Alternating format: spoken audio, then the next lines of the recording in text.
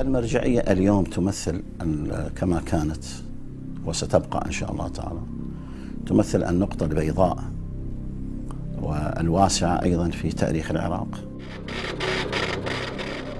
من مزايا مرجعية السيد السيستاني دام ظله أنها لا تركز على الإعلام، تركز على العمل. الأموال التي ما يفضل عندي من أموال، مع أنه مصارفة جدا قليلة، سماحة السيد الخاصة يسلمها إلى المؤسسة لتصرفها على الأيتام. ودائما سماحة السيد يرسل لنا أي هدايا تأتيه يرسلها إلى اليتامى لتصرف عليهم. حقيقة تقدير سماحة السيد إلى الوضع الأمني كان تقديرا كما هو عادته في منتهى الصواب بحمد الله تعالى. لو راجعنا التاريخ منذ زمن الغيبة الكبرى إلى يومنا هذا نجد أن هذا النظام أثبت فاعليته وأثبت إمكانية صموده أمام الحوادث المختلفة. المرجعية أصدرت فتاوى واضحة بحرمة الدم العراقي، بحرمة الدم الإنساني، سواء كان أزيديا، مسيحيا، يهوديا، مسلما، بجميع مذاهبه. فإن مسؤولية التصدي لهم ومقاتلتهم هي مسؤولية الجميع، ولا تختص بطائفة دون أخرى أو بطرف دون آخر. لولا هذه الفتوى واندفاع الناس إلى الاستجابة إلى الفتوى قطعا لكان الوضع الآن لا يحمد عقبه. In Shia Islamic belief, the occultation refers to the period in which the Mahdi, a descendant of the Holy Prophet Muhammad, had disappeared and will one day return to fill the world with justice and peace. It is reported that in his last letter, the Mahdi had written, "Refer to the transmitters of our tradition, for they are my proof unto you, and I am God's proof unto them."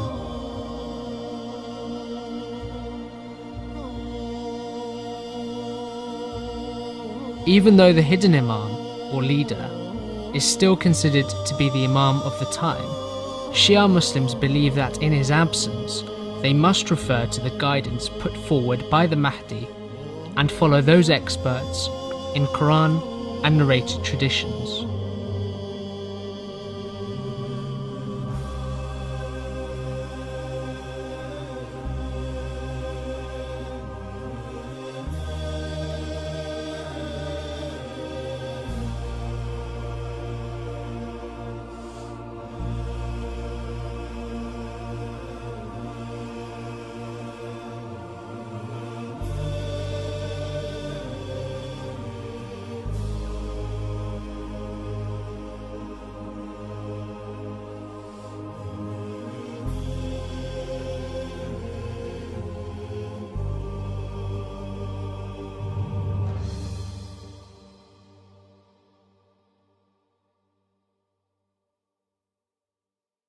فأما كان من الفقهاء صائنا لنفسه مخالفا لهواه مطيعا لأمر مولاه فللعوام أن يقلدوه.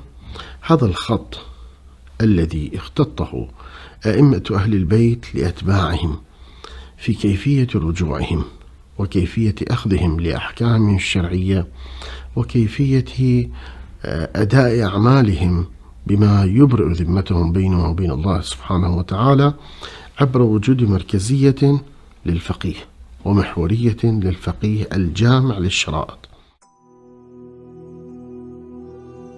Following the specific advice of the Mahdi, the Shia population would now return for direction and guidance to a central system known as the Marja'iyyah. This system has a number of leading individuals who are regarded to be the representatives of the awaited Mahdi, leading communities on jurisprudential, spiritual, and social issues. Today, a leading figure is known as the Grand Ayatollah.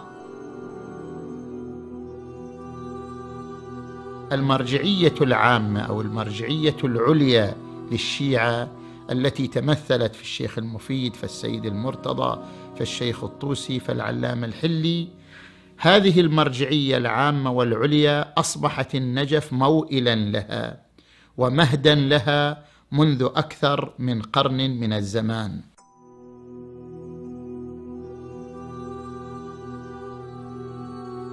بدأ ذلك لعله بالشيخ صاحب الجواهر، شيخ محمد حسن، صاحب كتاب جواهر الكلام في شرح شرائع الإسلام، الذي يعد أوسع الكتابات الفقهية استدلالا إلى يومنا هذا. ثم انتقلت المرجعية العامة إلى الشيخ الأعظم وهو الشيخ مرتضى الأنصاري، الذي ما زالت الحوزة العلمية إلى يومنا هذا مدينة له بكتابيه، كتاب المكاسب في المعاملات وكتاب الرسائل في علم الأصول، إذ ما زالت الحوزة العلمية إلى الآن لا يكون الرجل مجتهدا حتى يكون صاحب يد في معرفة هذين الكتابين وتنقيح مضامين هذين الكتابين. After the demise of Sheikh Murtada al-Ansari, the Grand Marja'iyyah was upheld by Sayyid Muhammad Kadhim al-Yazdi. He was famous for his book Al-Arwat al-Withqa, which till today is used as a senior book on jurisprudence. وأيضا عاصره في المرجعية العامة الشيخ صاحب الكفاية، الشيخ الآخند الخراساني. كتابه كتاب الكفاية في علم الأصول كتاب أساسي في الحوزة، لا يمكن لأي طالب في الحوزة أن لا يدرس هذا الكتاب، وأعظم الشروح والتحقيقات في علم الأصول هي على ضوء كتاب كفاية الأصول. ومن بعده أيضا، بعد وفاة هذين العلمين العظيمين، آلت المرجعية إلى السيد أبو الحسن الأصفهاني، الشيخ أحمد كاشف الغطاء، الشيخ محمد حسين النائيني.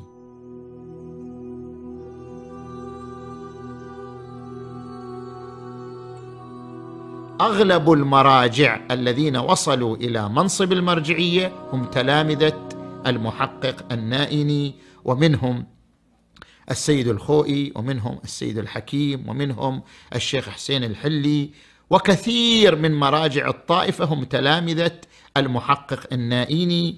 والمحقق النائيني معروف بأنه له عدة كتب في الفقه والأصول، منها أجود التقريرات كتابه في الأصول بتقرير وقلم تلميذه السيد الخوئي قدس سرهما.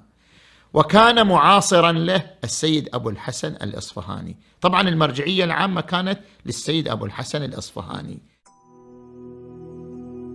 After the demise of these great scholars, the Shia religious authority was led by Ayatollah Sayyid Mohsin al-Hakim. مرجعية الإمام الحكيم قدس سره امتدت امتداد سريع لجميع أقطار التشيع، واقترنت مرجعيته بالزعامة. المراجع الذين سبقوه ما سوى الشيخ محمد تقي الشيرازي، ما سوى الشيخ محمد حسين كاشف الغطاء، كانت مرجعية دينية، أي كان مجالها الإفتاء. أما بالنسبة للسيد الحكيم قدس سره فهو جمع بين المرجعية والزعامة. السيد الحكيم معروف بكتابه كتاب المستمسك، الذي يعتبر من أفضل الموسوعات الفقهية عمقا ودقة واستدلالا، وما زال كتابا موئلا لأنظار الفقهاء وتأمل الفقهاء ممن عاصره وممن جاء بعده.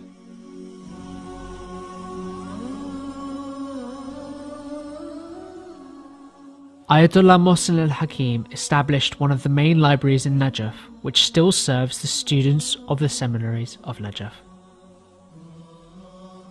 It has over 100,000 books and has one of the largest number of manuscripts that are important to Shia theology.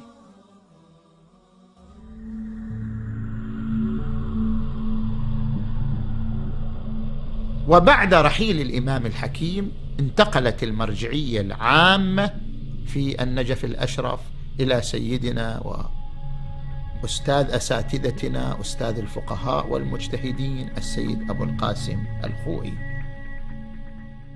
طبعا السيد أبو القاسم الخوئي عاصرته مرجعيات عظيمة كمرجعية الإمام السيد محمود الشاهرودي، وكانت مرجعية أيضا كبيرة معروفة، وعاصرته أيضا مرجعية الإمام الخميني حيث كان في النجف الأشرف في ذلك الوقت. إلا أن المرجعية العامة والواجهة العامة للتشيع حين رحيل الإمام الحكيم تمثل في الإمام السيد الخوئي قدس سره. السيد الخوئي لا يحتاج إلى بيان، هو أستاذ الفقهاء والمجتهدين. After the demise of Ayatollah Abul Qasim al-Khoui in August 1992, at the age of 92, the Grand Shia Authority was led by Ayatollah Sayyid Abdul A'la al-Sabzawari, who only assumed the role for under a year. السيد عبد الأعلى السبزواري لم يطل في المرجعية العامة، عاش سنة فقط بعد وفاة السيد الخوئي، ومات شهيدا مسموما كما يؤكده الثقات. بعد رحيل السيد السبزواري قدس سره تسنم المرجعية العامة في النجف الأشرف السيد السستاني دام ظله، وكان في زمان السيد الخوئي تلميذ من تلامذة السيد الخوئي، وكان رافضا للتصدي للمرجعية في زمان أستاذه، ورافضا لطبع الرسالة، ورافضا للظهور بأي مظهر إعلامي، وهذا دليل على زهده وإعراضه عن الدنيا. ولكن شاءت الأقدار وشاءت حكمة الله أن يتسنم المرجعية العامة بعد رحيل أستاذه الإمام الخوئي، وبعد رحيل المرجع العظيم الإمام السيد السبزواري قدس سره، تسنم المرجعية العامة السيد السستاني دام ظله الشريف. وفي كل الظروف الصعبة بقي المرجع، خاصة المرجع الأعلى، محافظا على السير النظامي للحوزة العلمية وفي كل العالم. والمنطلق هو النجف الأشرف. لا ننكر مرجعية الحلة، ولا ننكر مرجعية كربلاء، ولا ننكر مرجعية لبنان، ولا ننكر مرجعية قم المقدسة، ولا ننكر مرجعية خراسان، لكن كلها روافد من النبع الأصلي، وهو علي بن أبي طالب، ما مدينة العلم. من هذا الباب بدأت الأنوار تنتشر في الآفاق، وأغلب دراسة إن لم يكن كلهم إلا أفراد أغلب دراستهم في النجف، ومن النجف تخرجوا مجتهدين وعلماء ورجعوا إلى بلدانهم، ممن طبقوا قوله تعالى: فلولا نفر من كل فرقة منهم طائفة ليتفقهوا في الدين ولينذروا قومهم إذا رجعوا إليهم لعلهم يحذرون. Today, the system of Marja'iyyah is led by Grand Ayatollah Sayyid Ali al-Husseini al-Sistani. Ayatollah Sistani was born in the holy city of Mashhad in August 1930. He was brought up in a distinguished family, renowned for its religious background and heritage. As a student, he had an expansive interest amongst several Islamic disciplines, learning theological and Islamic sciences in great depth from many eminent and well-known scholars. Amongst the many outstanding teachers of Ayatollah al-Sistani was Ayatollah Abul Qasim al-Khoui, who was regarded the most respected jurist of his time. After the demise of Ayatollah al-Khoui in 1992 and the demise of Ayatollah Sabzawari in Najaf, Ayatollah al-Sistani became the leading religious authority of the Shia Islamic world.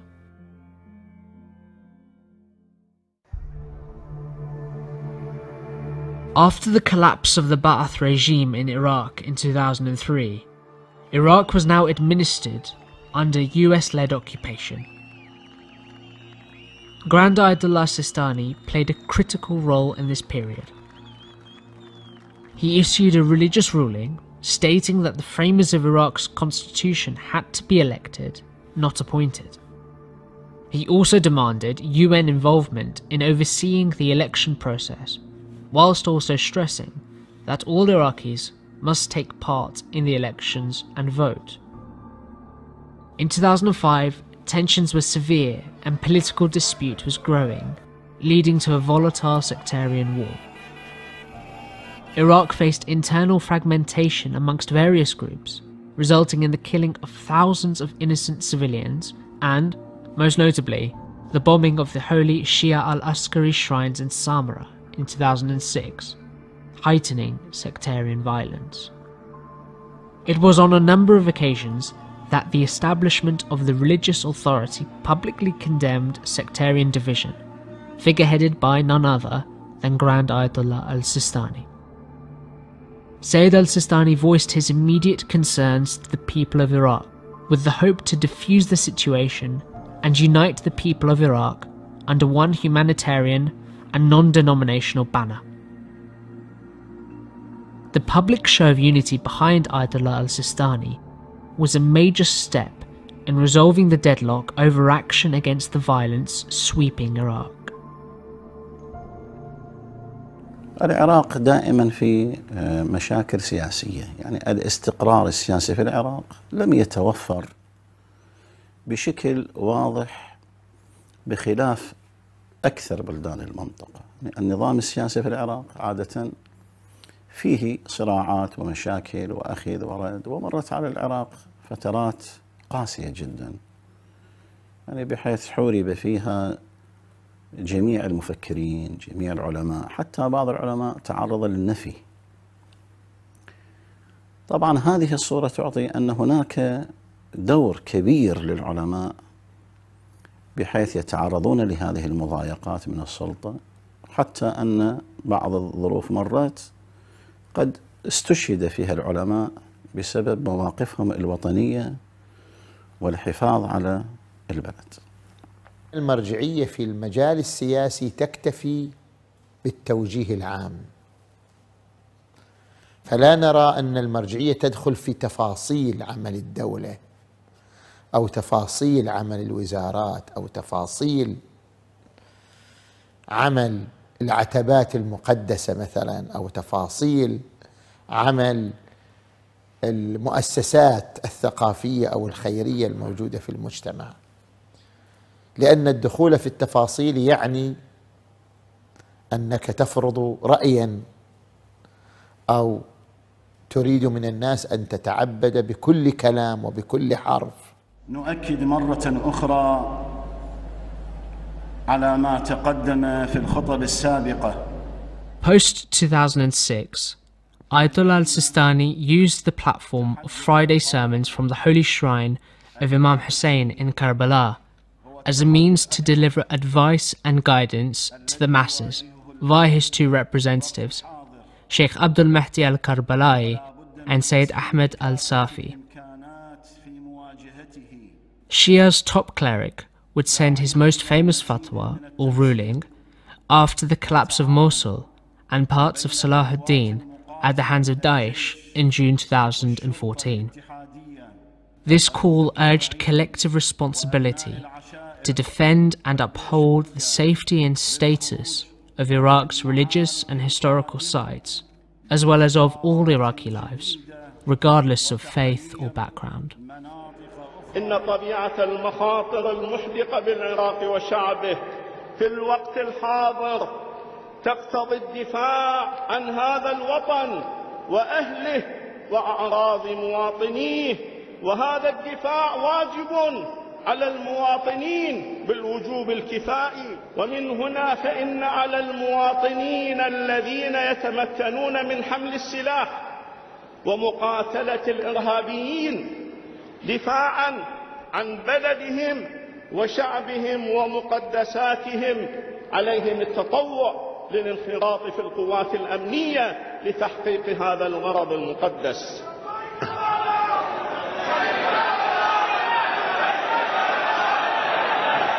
لولا فتوى سماحة السيد في قضية الدفاع الكفائي، لولا فتوى أولا، ولولا استجابة المؤمنين لهذه الفتوى، لكان وضع العراق الآن بحالة أخرى. الشيء الذي نعتز به الآن ولا بد أن يكتب بأحرف من نور أن هذه المرجعية المباركة منة الله سبحانه وتعالى على الشعب العراقي. كان لها أدوار كبيرة في زمن النظام السابق الذي يعرف طبيعة نشاط هذه المرجعية، وما بعد 2003 كلها أدوار مهمة، لكن هذه المسألة واقعا هي كانت القمة في عطاء هذه المرجعية، العطاء الذي لا ينضب، والحفاظ على العراق بالدرجة الأساس وبقية بلدان المنطقة. The Grand Ayatollah's famous call for action led to thousands of men joining the Popular Mobilization Unit, also known as the Hashd al-Shabi, to defend Iraq.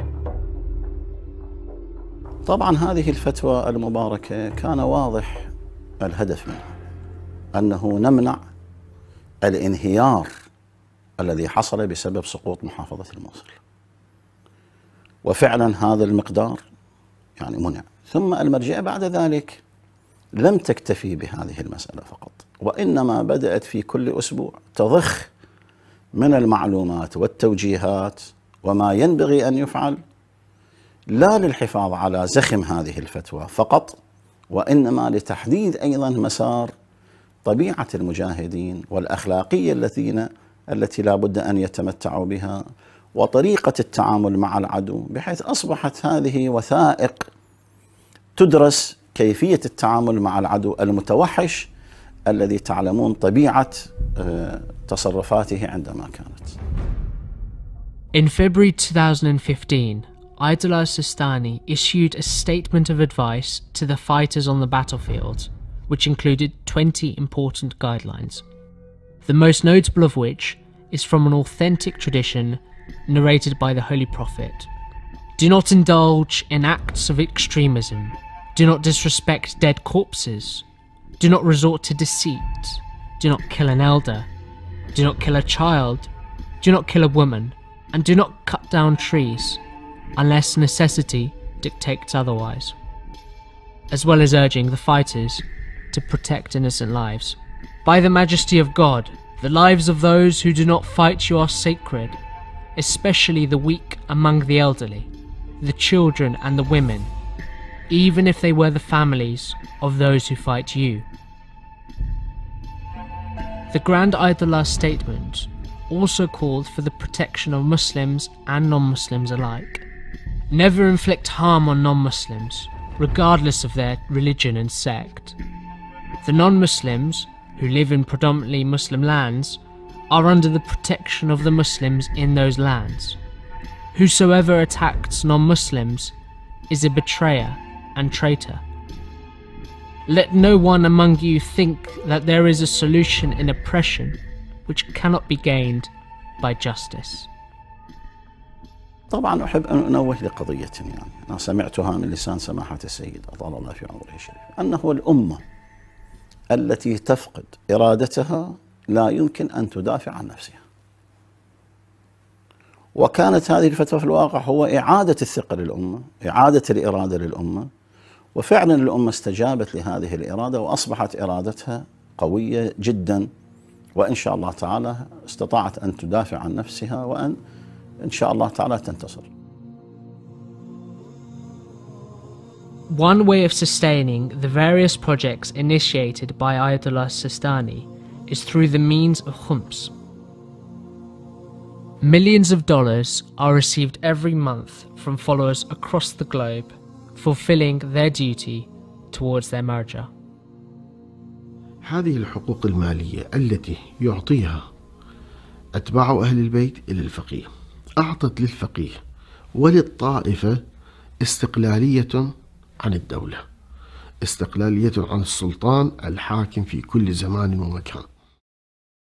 الاشتغال بالدرس مثلا كأداء بعض الواجبات الحياتية مثلا كتنفيذ الأوامر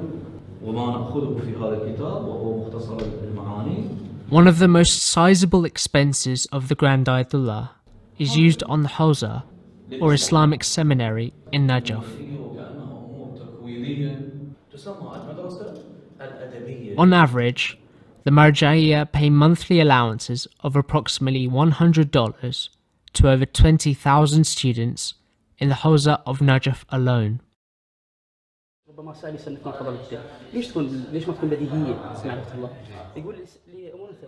The Grand Ayatollah al-Sistani has established 3 schools in Najaf for young students from Iraq and from across the world. أنا فوزي أغوث فرمانشاه. أتيت من أندونيسيا إلى النجف لأجل طلب العلم. The 3 schools are known as Al-Balaghi, Najm al-Aimma and Al-Alawi schools. Al-Balaghi school is located on the west side of Al-Sur Street, 3 minutes away from the holy shrine of Imam Ali, and accommodates over 50 students. A 4th school is in the process of construction and will be named after the famous Shia researcher Sheikh Hussein al-Hilli. أنا الشيخ محمد عبد الزهرة، تقريبا قبل 3 سنوات أتيت من مشهد في إيران. أتيت إلى النجف للدراسة. قال لي أحد الفضلاء أكو خصوصية في النجف الأشرف أن ماكو شعور بالغربة بجوار أمير المؤمنين عليه السلام. إذا ذهبتم إلى النجف الأشرف فاطلبوا العلم من أمير المؤمنين بمجاورتكم لأمير المؤمنين. فاخترنا هذه الحاضنة العلمية للتشيع ببركة الوجود الطاهر لأمير المؤمنين سلام الله عليه، وما كان من جهد واجتهاد من علماء هذه البلاد الطيبة. هذه المدرسة اللي هي طبعا أحد أسباب وجودنا بها أنه كونها تحظى برعاية المرجع الأعلى، وهذا طبعا إلى فد اطمئنان تام في القلب واحد أنه يكون في كنف فد أيادي أمينة جدا.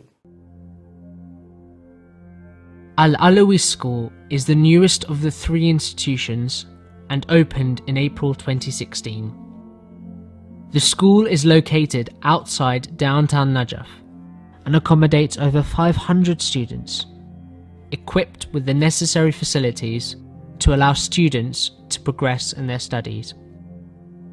The Najm al-Aimma school is situated on the east side of Al-Sur Street, 1 kilometer away from the holy shrine of Imam Ali alayhi salam, and accommodates over 130 students ranging from the ages of 16 to 30.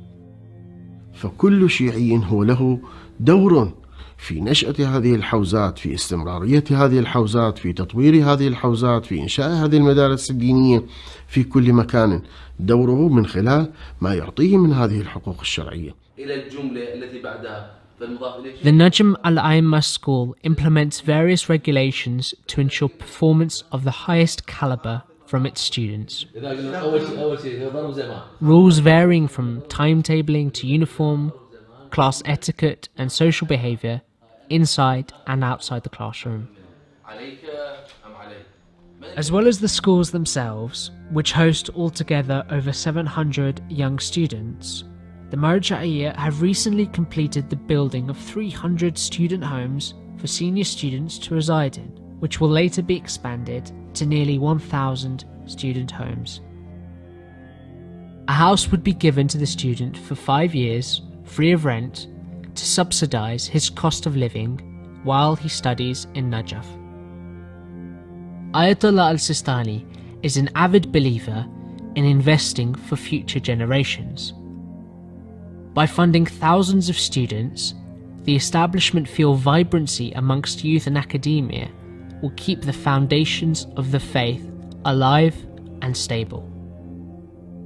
الدور الثاني من أدوار المرجعية هو دور إيصال الدين إلى العقول والقلوب، يتلو عليهم آياته ويزكيهم ويعلمهم الكتاب والحكمة،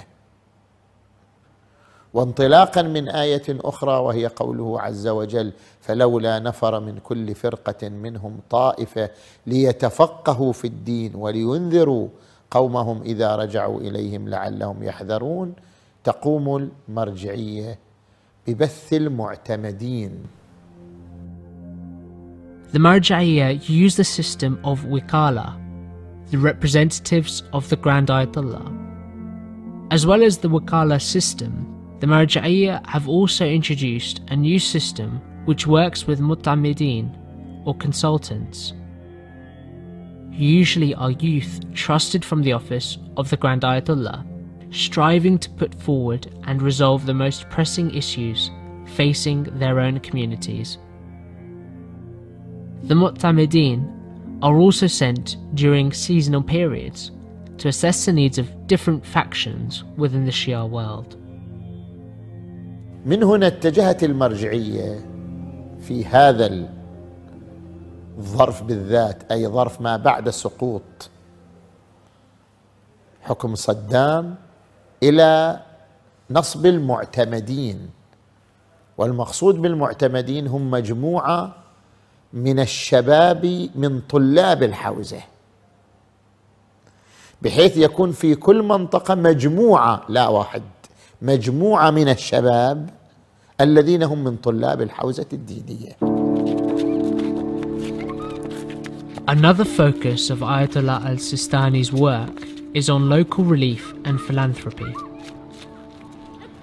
The Ayatollah has established the Al-Ain Social Care Foundation across Iraq, working for the welfare and support of poverty-stricken orphans and widows.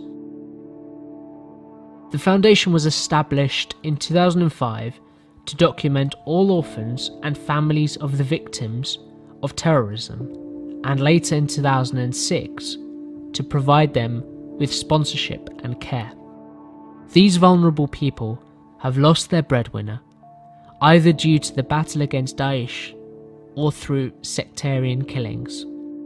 Al-Ain was set up under the guidance of Ayatollah al-Sistani and continues to receive his blessings and authorization to receive religious dues to spend on the orphans. Al-Ain's UK chapter was registered as a charity in the UK in 2013 to work in collaboration with Al-Ain's Iraq chapter. As of January 2016, around 34,000 orphans have been registered with the charity, and currently 30,000 orphans are receiving support. في الحقيقة بدأت المؤسسة في أوائل نشاطها بإرشاد وتوجيه من المرجع الديني الأعلى آية الله العظمى السيد علي الحسين السيستاني مد ظله الشريف، وهذا الكلام في سنة 2005 ميلادي. Al-Ain Foundation pay over $3 million monthly to support the well-being of orphans and widows. In addition to monthly financial allowances, the orphans receive medical care, educational support, psychological rehabilitation, recreational activities, and other programs tailored to their needs.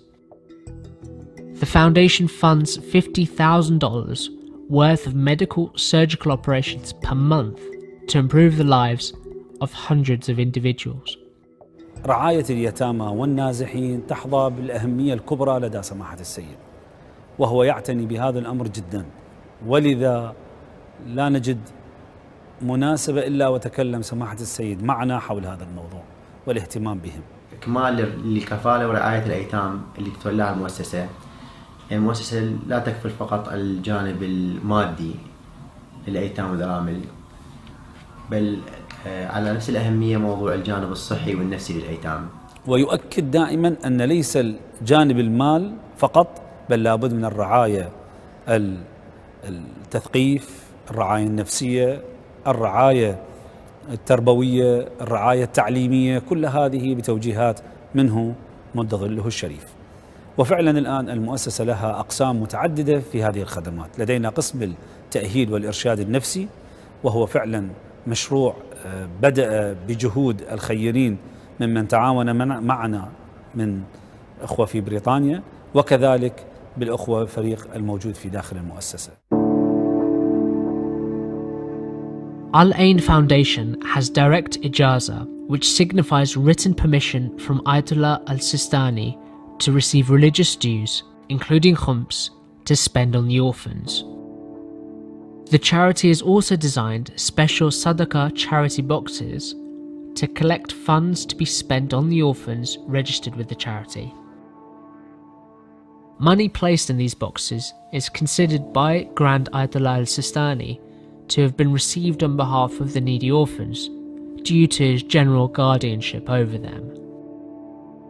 كما في عبارات التي يسمعها منها كثير منه كثير من المتبرعين، أن الأموال التي ما يفضل عندي من أموال، مع أنه مصارفة جدا قليلة سماحة السيد الخاصة، يسلمها إلى المؤسسة لتصرفها على الأيتام.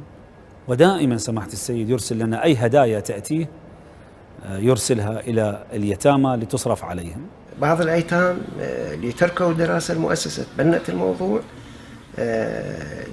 الوالد اللي وفر هذا اليتيم من تركه للدراسة تعهدت المؤسسة أنه توفيره، ولكن كم عائلة المؤسسة تستطيع أن تعيل، كم يتيم تستطيع المؤسسة أن تقدم له المساعدة بهذا الكم وهذا العدد الهائل من الأيتام. وكذلك بالنسبة إلى الرعاية أن تكون كما في عبارة سماحة السيد، كل هذا لابد أن يترجم ويكون مستمدا من الإمام صلوات الله وسلامه عليه عجل الله فرجه الشريف. لابد أن يفهم هؤلاء اليتامى أن الإمام يرعاهم، أن الإمام يهتم بهم، ونحن فعلا في كل الخطوات نبين لهم ذلك أنهم تحت رعاية الإمام صلوات الله وسلامه عليه. وإحدى الأمور النشاطات التي بادرت بها المؤسسة ولا توجد لا يوجد لها نظير من بين بقية المؤسسات، هو افتتاح قسم خاص بالمعرض نسميه المعرض. اليتيم بنفسه يتجول في أروقته ليختار له ما يناسبه من الملابس من الألعاب، وهذا أيضا بجهود مكاتبنا في خارج العراق. Over 1.6 million Iraqis have been internally displaced since June 2014. Al-Ain Foundation has provided support to 25,000 displaced families so far. Thousands more families are still in desperate need of food, water, clothing and shelter. Grand Ayatollah al-Sistani's latest project is the building of homes for the displaced people outside the holy city of Najaf. المؤسسة فعلا بتوجيه من سماحة السيد، بمجرد أن دخلوا العصابات الإجرامية داعش إلى الموصل وهجروا من أهالي تل العفر الكثير من الأعداد والعوائل، بادرت المؤسسة إلى تسليم رواتب لليتامى المسجلين في فرع تل العفر عندما كانوا، أعطتهم ضعف الراتب من أجل أن يستطيعوا الوصول إلى بر الأمان إلى المناطق المناسبة. ثم بعد ذلك توجهت إلى النازحين، والآن لدينا فعلا 25,000 عائلة من عوائل النازحين مسجلة لدى المؤسسة وتستلم راتب شهري منها. فتح باب المساعدات للاجئين والمنكوبين سواء كانوا أزيديين أو مسيحيين أو سنة أو شيعة، فإن الجميع تقدم له المساعدة، وإن الجميع تفتح له الأبواب إذا كان لاجئا محروما، مع غض النظر عن دينه، مع غض النظر عن مذهبه. One of the most important concerns of Grand Ayatollah al-Sistani is that all communities receive support, no matter what faith or sect they follow. The Ayatollah believes in a non-discriminatory policy, allowing all needy individuals to benefit from the services provided. المؤسسة لا تفرق في رعايتها بين طائفة وأخرى، كما ترعى أتباع أهل البيت ترعى أيضا غيرهم، كما ترعى المسلمين ترعى أيضا غير المسلمين، وذلك بتوجيه من سماحة السيد بهذا الموضوع. الحمد لله لدينا من غير الشيعة، سواء كانوا من إخواننا من السنة أو من المسيح أو من الإيزيديين، من تشملهم رعاية المؤسسة أيضا، سواء كانوا في ضمن اليتامى أو النازحين، وهذا بمبلغ مخصص من سماحة السيد لهذا الشأن. مركز التدريب المهني فيه 3 محاور أساسية من خلال دراستنا لواقعهم في العراق. المحور الأول هو التدريب على مهنة يمكن أن تكون مكسب لهم في الحياة. المحور الثاني محور أخلاق العمل، لأن قد تجده لديه مهنة ولكن لا يستطيع أن يعمل لأنه لا يمتلك أخلاق العمل ولم يتدرب على الأسلوب الصحيح في التعامل في داخل السوق وأمثاله، وهذا سوف يكون حتى بالاستعانة ببعض المتطوعين الذين ينزلون هؤلاء اليتامى أو الأطفال، أو ما نسميهم طبعا ليسوا أطفال، فتية، ينزلون إلى مواقع العمل المناسبة لهم ويتعلموا عليها. الأمر الثالث هو التثقيف، يحتاجون إلى ثقافة عامة، من ضمن هذه الثقافة العامة هو الدين والأخلاق الدينية. As well as the Najaf office of Grand Ayatollah Sayyid Ali al-Sistani, there are many other offices around the world that cater for the needs of the Shia community wherever they may be. Some centres are found in Pakistan, India, and parts of the Far East, as well as in Europe and parts of North America. One of the main offices outside of Najaf is that in the holy city of Qum in Iran.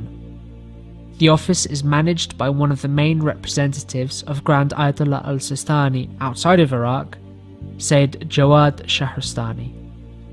هناك مشاريع ضخمة وكثيرة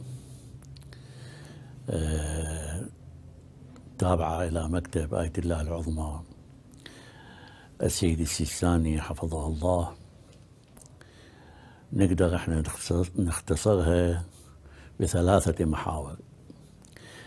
المحور الأول هو محور الخدمات، يعني هناك مشاريع خدمية وهناك مشاريع ثقافية ومشاريع صحية. Similar to the student houses in Najaf, the Hawza of Qum also has homes catering for students in the city. In Iran, there are over 1,000 homes for Hawza students, which are also given free for a period of up to 5 years, depending on the progress of their studies. The office of Grand Ayatollah al-Sistani in Qum is one of the most active around the world.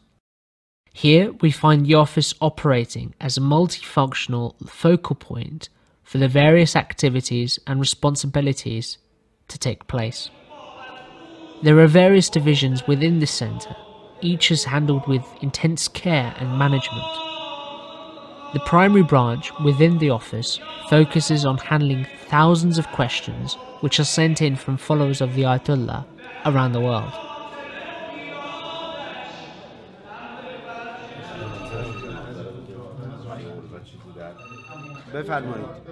There are a number of full-time, multilingual specialists in jurisprudence who communicate with followers via email or phone, as well as consultants who manage dispute resolution in person. The scholars in this department are all well equipped with knowledge of the Risala, legal rulings of the Ayatollah. On average, 800 calls and up to 400 emails are answered on a daily basis. Other branches within the office focus on the collection of lawful financial dues and donations, which are both transferred internationally as well as in-hand donations. This is a very intricate task, which relies on the skill of 6 full-time experts in accounts and finance. Donations sent in allow the donor to determine where he would wish funds to be allocated or spent. Funds are also provided to the local population in need of financial support in the Ayatollah's office. This can include marital, medical, or other essential living allowances. The office also appropriates monthly students' allowance, managing expenses of students, as well as the development of seminary facilities. 55,000 students are funded by the office in Qom, as well as sponsoring over 300 Islamic schools outside of Qom.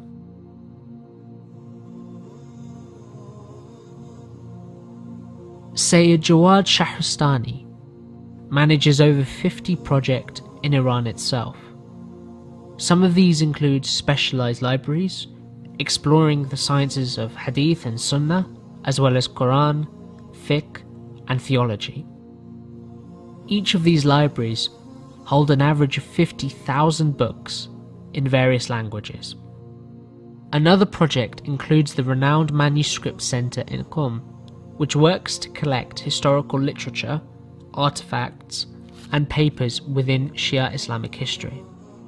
Similar to this is the Imam Ali Center, which focuses on translation of Arabic and Persian Islamic writings into foreign languages, which are then distributed free of charge to communities around the world. The latest project is the Medical Research Center, which allows both specialists in Islamic medicine and modern-day researchers and medical doctors to work together to develop solutions for some of the most complex issues within healthcare. The Ahlulbayt Center hosts and manages many distinguished Shia Islamic websites online in over 20 different languages, including alshia.org and several Quran and Nahjul Balagha sites. Grand Ayatollah al-Sistani also takes great care in welcoming new Muslims into community and faith, as well as providing those who take a keen interest in the religion with adequate and accurate information and support.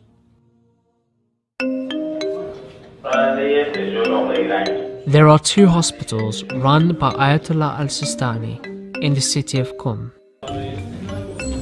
Both provide free medical healthcare services to those with financial difficulties. The Imam As-Sadiq Clinic opened 8 years ago in Qom, catering for those with most medical conditions. It has a special emergency room and also specializes in pediatrics. The clinic has 50 full-time doctors and 100 nurses, welcoming patients during all hours of the day. The Jawad Al-Aimma Eye Clinic was opened 12 years ago and is also a charitable organization.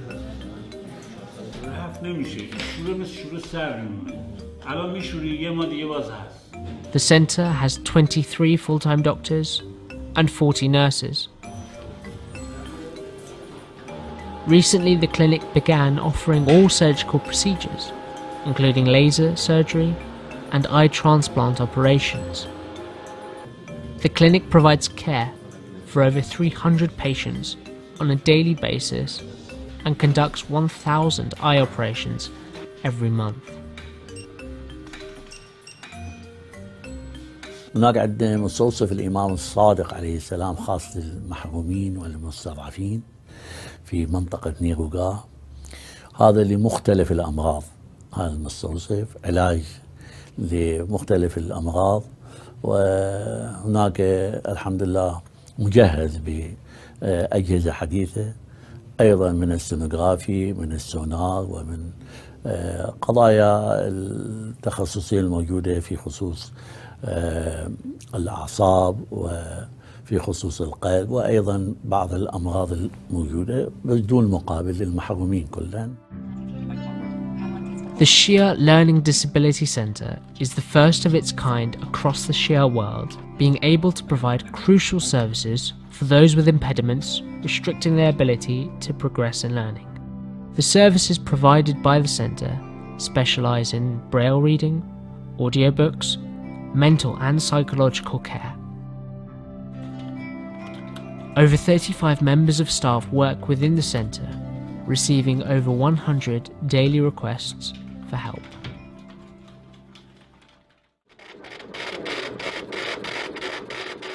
اولین مؤسسه‌ای که در زمینه فرهنگسازی یعنی صناعت و ثقافت در زمینه معلولین در جهان شیعه تأسیس شده.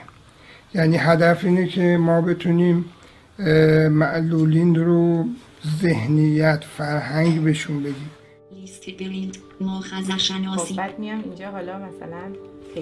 Astrological and astronomical research represents one of the world's most advanced industries.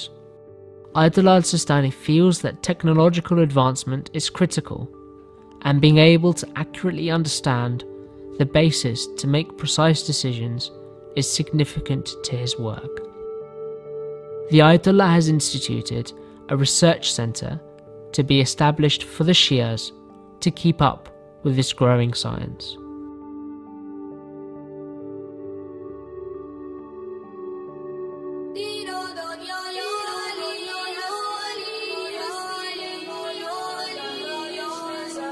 Being able to connect to the youth from within a household is an important element of the work conducted by Ayatollah al-Sistani's office. Okay, after that comment, okay? Yeah, let's go. Hudud TV is an international broadcast channel catering for the children of the community, inspiring them to learn more of their faith, and it broadcasts in 3 different languages. Well, I'm listening. How do I explain? It's very important. I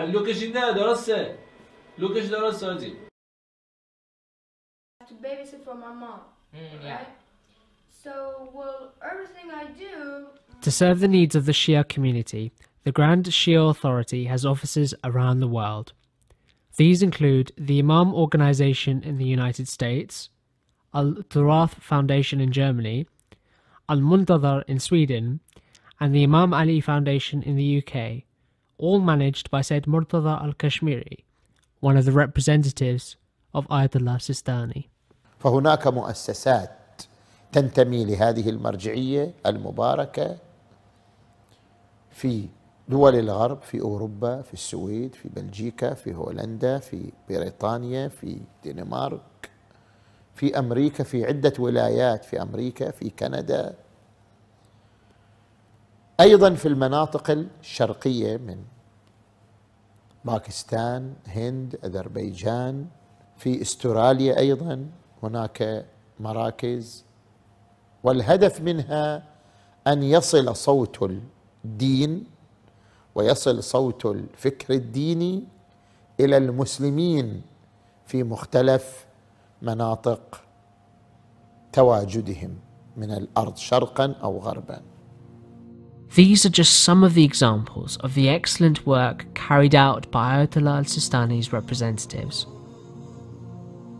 His vision of facilitating for all demographics in society comes to fruition with the collective establishment of his projects. فالفقيه حينئذ لديه سلسلة من الأولويات في الصرف، لديه فقراء المسلمين، لديه إدارة الحوزات، لديه إدارة المدارس الدينية، لديه إدارة شؤون الأمة في كل ما تحتاجه في كل منطقة. هناك حاجة إلى أمور كثيرة لا تقوم بها الدولة، ولا يكون هناك حاجة إلى أتباع أهل البيت، وأتباع هذا المذهب يحتاجون إلى أمور معينة، يحتاجون إلى طباعة كتب، يحتاجون إلى طباعة قرآن، يحتاجون إلى طباعة كتب أدعية، يحتاجون إلى أمور كثيرة في مستلزم حياتهم، من حياتهم الدينية والعقائدية. حينئذ يستجيز من الفقيه يعطي إجازة في صرف هذه الأموال في هذا الأمر أو في هذا الأمر أو هذا الأمر أو هذا الأمر. In recognition of the extraordinary role he has played in Iraq post-2003, various publications, including the New York Times, have suggested that Ayatollah al-Sistani should be considered for the Nobel Peace Prize. Ayatollah al-Sistani's greatest legacy is that of pioneering equality amongst humanity. The Ayatollah does not distinguish between people by faith or background. Rather, he is a leader envisaging a humanistic society which neither discriminates nor differentiates. It is evident that the Ayatollah is inspired by the eloquent words of Imam Ali ibn Abi Talib, who had once said, "A man is either your brother in faith or equal in humanity."